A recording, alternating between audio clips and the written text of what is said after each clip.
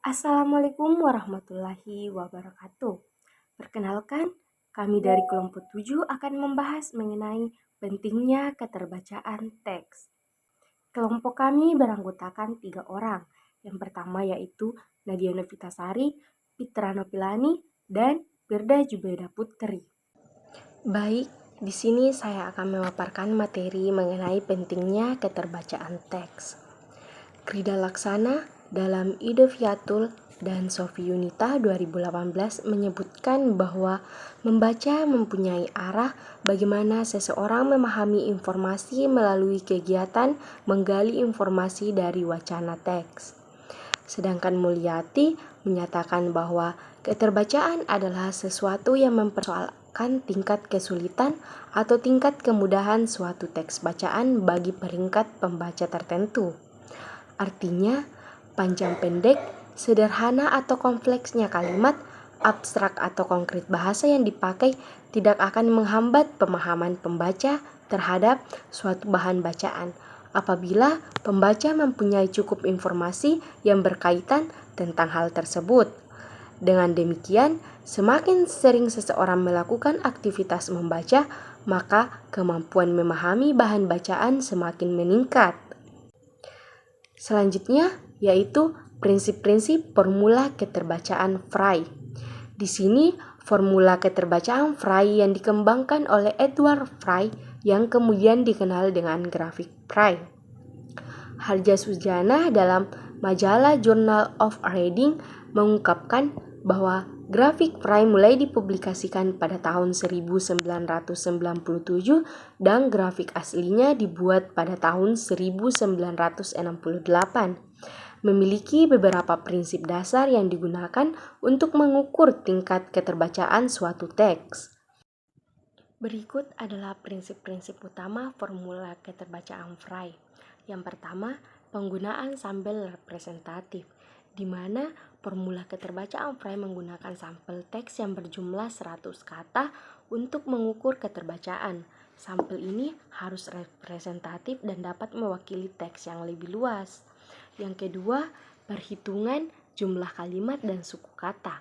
Langkah pertama adalah menghitung jumlah kalimat dalam sampel teks. Kemudian, hitung jumlah suku kata dalam teks tersebut. Yang ketiga, yaitu konversi dan pengalian formula, di mana formula Fry menggunakan konversi dan pengalian 0,6 jumlah suku kata. Hal ini karena teks berbahasa Inggris memiliki karakteristik yang berbeda dengan teks berbahasa Indonesia. Yang keempat, yaitu penggunaan grafik Raigor, di mana hasil perhitungan kalimat dan suku kata kemudian diplot ke dalam grafik Raigor untuk menentukan tingkat keterbacaan. Grafik ini membantu dalam menafsirkan hasil pengukuran. Jadi, dengan demikian formula keterbacaan Fry dapat digunakan untuk menentukan tingkat keterbacaan suatu teks dengan cara yang sistematis dan terstruktur. Saya akan melanjutkan pembahasan materi sebelumnya. Materi yang akan saya bahas tentang penerapan formula keterbacaan Fry dan prinsip-prinsip keterbacaan Raigor. Grafik Fry merupakan formula keterbacaan yang menekankan dua faktor utama, yaitu tingkat kesulitan kata yang ditandai oleh jumlah suku kata yang membentuk setiap kata dalam wacana dan panjang pendeknya suatu kata. Menurut Harjasudjana dalam Febriana dan kawan-kawan pada tahun 2022 pada halaman 178,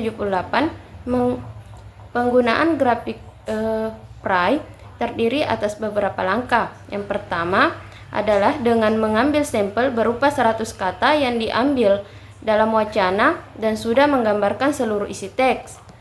Langkah kedua adalah menghitung jumlah kalimat yang terdapat dalam 100 kata pada langkah pertama. Jika kata yang terhitung 100 tidak terdapat di ujung kalimat, perhitungan dilakukan dengan menghitung jumlah suku kata sisa dibagi dengan keseluruhan jumlah suku kata dalam kalimat terakhir. Sebagai contoh, terdapat 10 kalimat dan di akhir kalimat terdapat sisa 2 kata dan jumlah keseluruhan kata dalam kalimat terakhir adalah 10, sehingga jumlah kalimat adalah 10,5.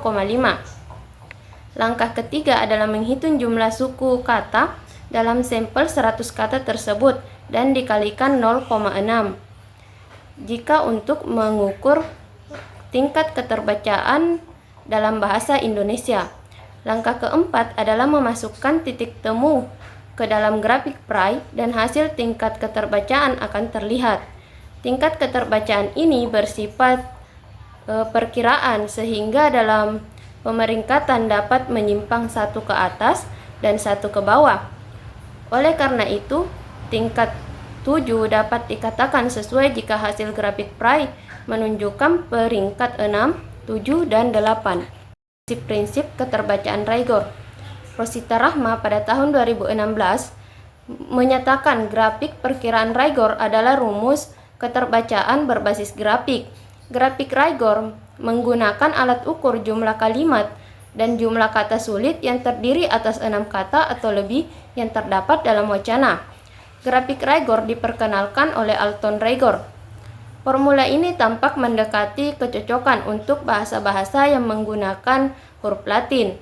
Grafik Rigor seperti tampak terbalik jika dibandingkan dengan grafik Fry.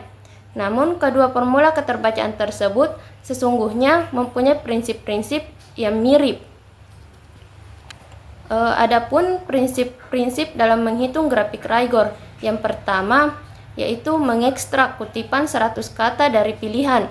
Jika teksnya sangat panjang, ambillah subsampel dari awal, tengah, dan akhir teks. Yang kedua yaitu menghitung jumlah kalimat dalam setiap bagian. Hitung setengah kalimat sebagai 0,5. Yang ketiga yakni menghitung jumlah kata dalam setiap bagian yang mengandung 6 huruf atau lebih. Yang terakhir yaitu menemukan titik pada grafik perkiraan Rigor.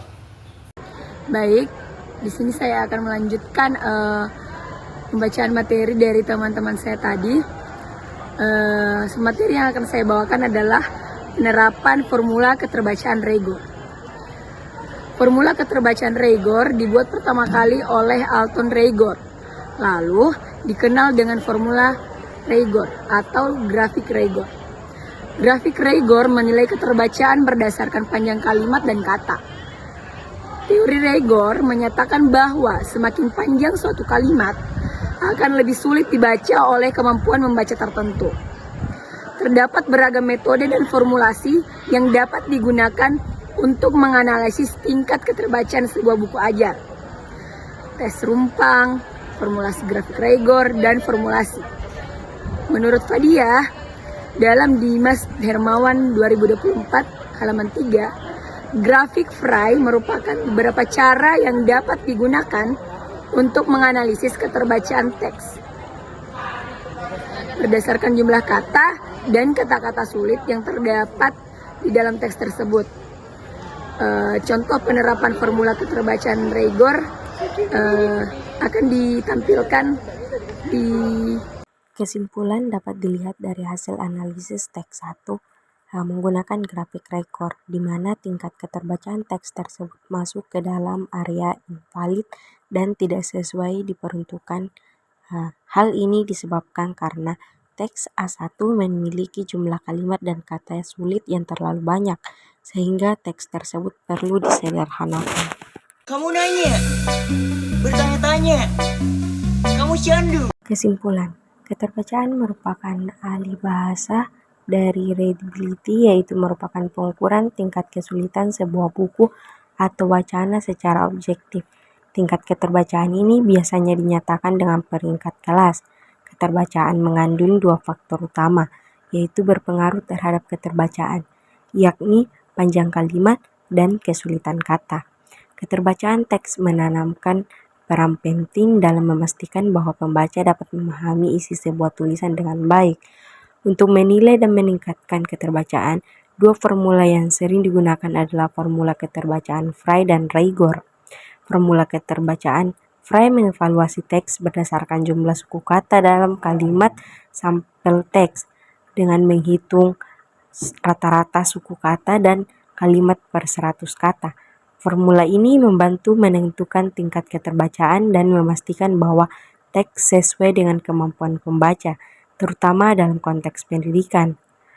Formula keterbacaan Raigor di sisi lain menilai teks berdasarkan jumlah kalimat dan kata sulit dalam 100 kata pertama, di mana formula ini lebih berfokus pada kompleksitas kata, membantu guru dan penulis untuk menyesuaikan bahan bacaan dengan tingkat kemampuan membaca siswa, memainkan bahasa tersebut dapat dipahami dengan baik.